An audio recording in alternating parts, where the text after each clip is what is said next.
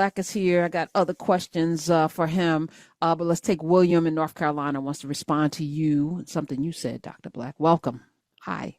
Hey, how you Hey. doing? Good. Hey. I'm a first time caller. Okay, welcome. But something that Dr. Black said earlier about how we are born into the world as human beings, but we never grow to that higher level or that higher understanding that just touched me and made me have to call today. Because as I am getting older and you start to think about leaving this planet, and then you start feeling like, man, have I evolved? Have I elevated myself? Have I elevated anybody around me? You know, it just struck a nerve with me. I just wanted to call in and say thank you, Dr. Black, for your perspective and for putting that in the airways into to the masses of people that listen to the show, because they never thought on that level, not once. Wow. Not wow. I mean, I'm really literally moved. I'm so moved because this is Karen's vision for us literally to grow each other and to grow together and to change the world. I mean, this is really the vision of why we do this. So, brother, I'm so moved. And brother, I'm going to tell you this. Whenever the seed is ready, the soil is always ready. It's never too late. If the seed is ready, the soil is waiting. So, brother, jump in. Jump in, brother, man. Jump in. There's so many platforms, as Karen was talking about. There's Nubia, right, that's giving knowledge every day. Every day. Karen's on these airways every day, right? There are books being written. I'm writing books constantly all the time. In other words, it's flooding in your direction. Now that your consciousness has been opened, prepare yourself to receive. Brother, don't let the sun rise and set again without doing enough for you to say, I'm on my way.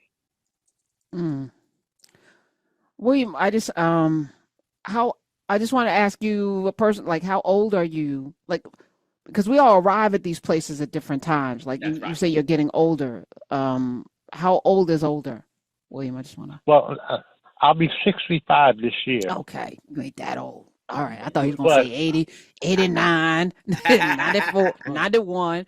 No, all right, 65. Yeah, no, that's powerful. I had this level of consciousness since I was about 25. You know when you're young and people call you the old man in the group? Yeah, sure. That was me. That was me.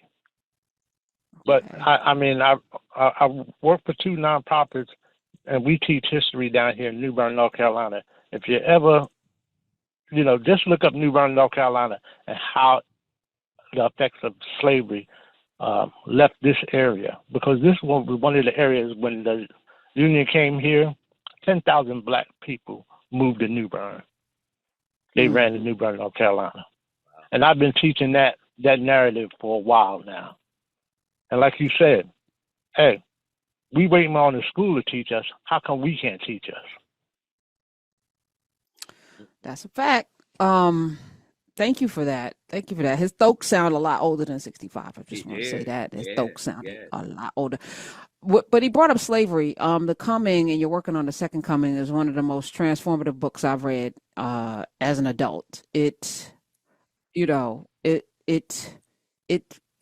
Your imagination, your ability to channel something that I can't even imagine, the amount of trauma that you had to carry with you writing that book, and then working on the second one. I don't even know what that feels like. But, I was thinking about this today, in the therapy, I don't know what you do to cleanse yourself of carrying around those spirits that were in the holes of the ships, to carry them into bondage. I mean, I can't even.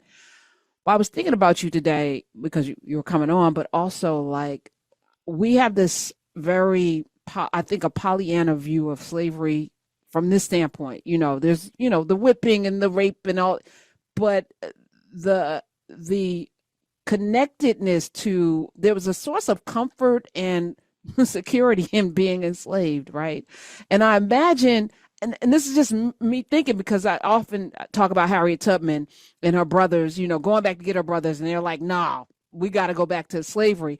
And while you think that is such an unusual thing, I think that the brothers had probably the majority feeling at the time, because at least you knew you were going to be fed, and you were going to have a place to sleep, and you knew what the routine of the day was versus the uncertainty. And I feel like a lot of us live our lives that way too. We sit in an uncomfortable, maybe even torturous situation because it's familiar to us. Sure. Because the unknown is so scary that we rather sit in that, right? So 400 years of that, and then you're free. And you don't know what freedom is, because what is freedom to a person who's been in bondage for that many generations? What does freedom even look like, right? So I wanted to ask you, as you are preparing for the second coming and then what comes next, and having sat in the coming, I was curious about the history of how many people actually left plantations when we could be free. Well, so several things, Karen. Yes, I am writing the second coming. And what is so remarkably funny about you asking this, I mean, you and I live in this surreptitious kind of world, right? That, that's always confirming this, the spirit between us. Is as I'm writing this book, what Spirit keeps saying to me over and over and over and over again is that the slavery is not about what happened to African people. The magic of slavery is what African people did to keep from dying daily. In other words, as I'm writing this, it's the stories of the unbelievable ways, the very subversive ways African people found joy in places where there was supposed to be none. The ways in which African people fought for each other's survival and fought for each other's freedom when white folks were not looking.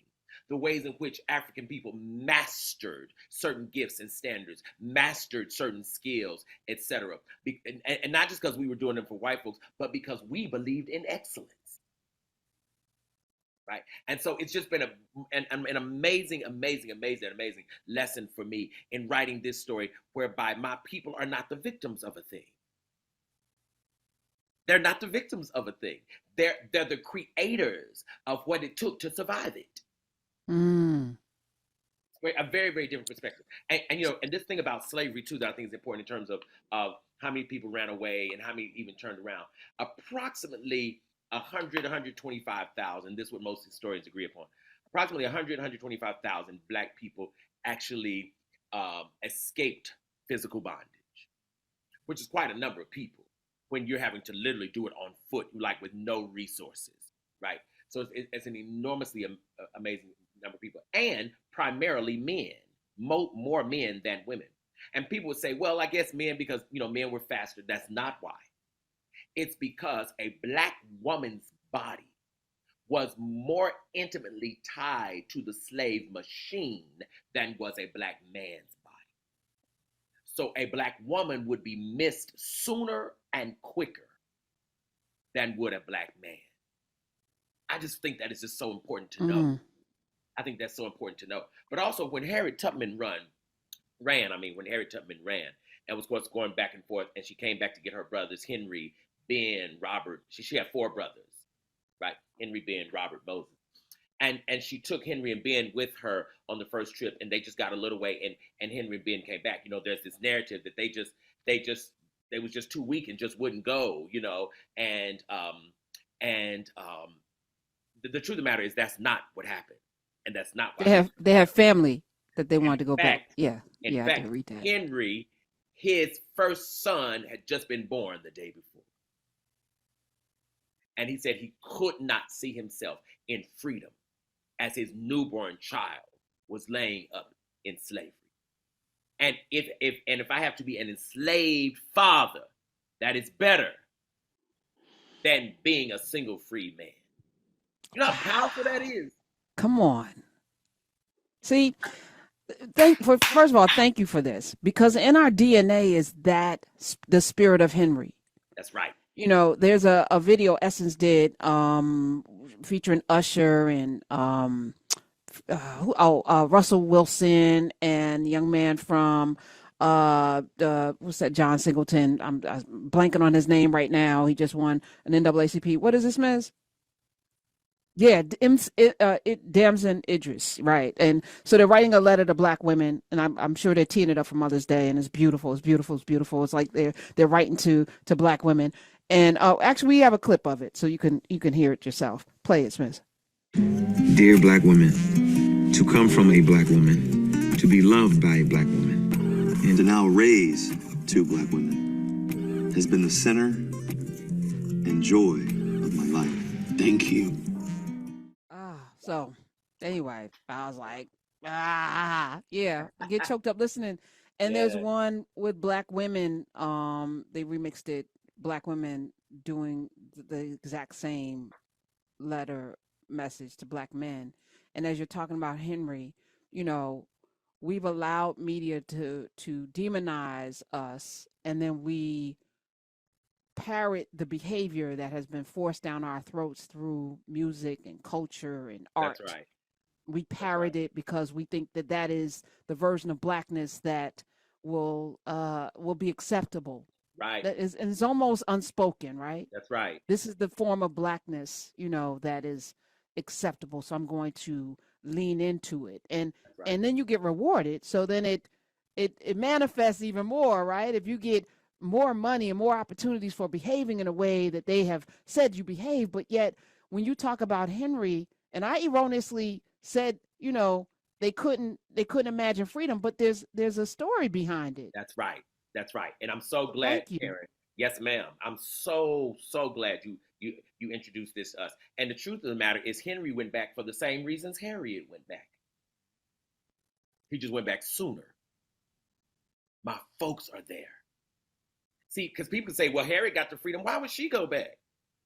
Well, she was going to help people. Yes, but she was also risking her own freedom to do it. And see, what's so powerful about this too, Karen, is you introducing this and having me look at this just showed me something else that I had never thought of before. And that is, hey, Harriet Tubman didn't run back to the plantation because she hoped and believed she'd be famous for doing it. She ran back to the plantation because my people are still enslaved, and my gift is to deliver them. In other words, I'm going to say it this way. The gift is the pay.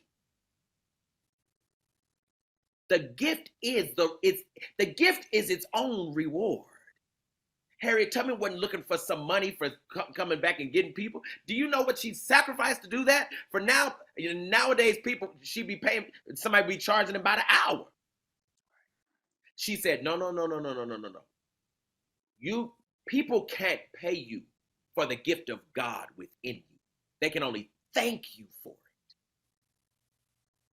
But the joy of life, the reinforcement of the joy of your life, the joy of your life force, is that you used it for somebody else's exaltation. That's the joy of your life force. So that when she got, after she done freed these 70 people, 80 people, 90, right? Nobody was paying her. She didn't get rich from this. Frederick Douglass didn't get rich from writing these narratives. They weren't even looking for that. In other words, I'm going to this notion of what is freedom? What is freedom? Freedom is the ability, and I just got this because you gave me this assignment. Freedom is when you realize that you are acting like God in the flesh. Who can pay God? You can't pay God. And what's deep is God don't even want your money. But when a person gets clear about your gift, other folks can't pay for it either. I don't mean giving folks gas and all of that. Of course, we all have to have money to live. Of course. What I'm saying is the clarity that when you get clear about what your gift is, and when you walk in that gift, that is freedom. No human being on this planet can bar liberty from your soul. I know that's true. It's why I play that clip of Fannie Lou Hamer going out of the first break. Your freedom is shackled and chained to mine. Because if we don't look at, like Harriet could have gone and had a life and did all of these things, but what is freedom if everyone's not free? What is freedom if everyone's not free. You know, And that she was in a coma for 5 straight months. A coma for 5 straight. A coma for 5 months. In other words, clearly in her heart, she believed I should have. In fact, I was dead. So to be resurrected in the flesh must mean that God has need of me.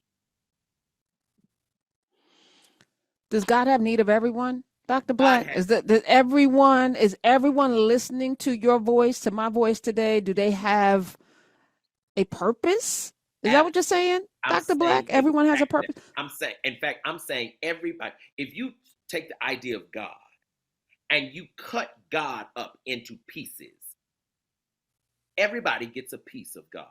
The thing that's brilliant is nobody gets all of it. That's why we need each other.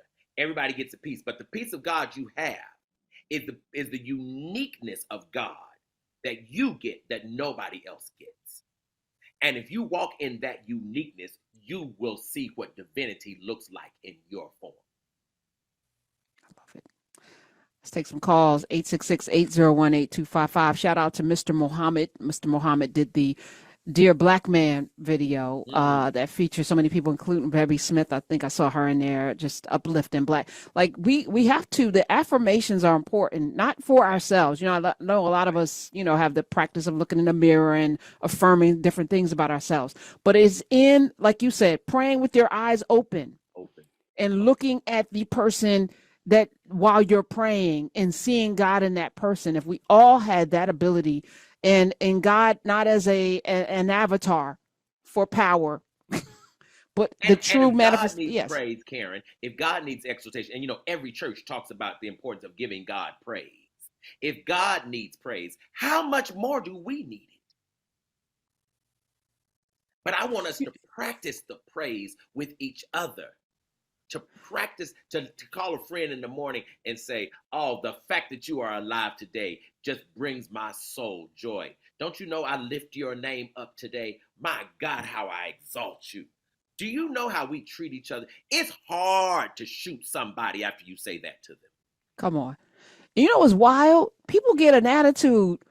I've seen it not in Nubia, but on the YouTube side when Dr. Carr and I, you know, oh, they just kissing each other's butt. You know, they just, and I'm like, so two people who, first of all, appreciate one another publicly and are willing to say we love each other and all, that's a problem for you? Like, you are bothered by that? Like, what?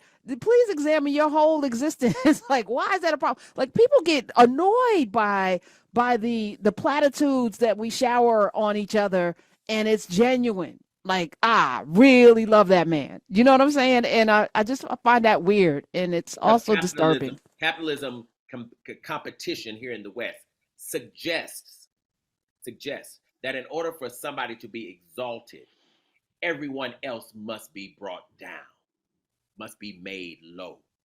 Most of us cannot imagine how everything can be wonderful.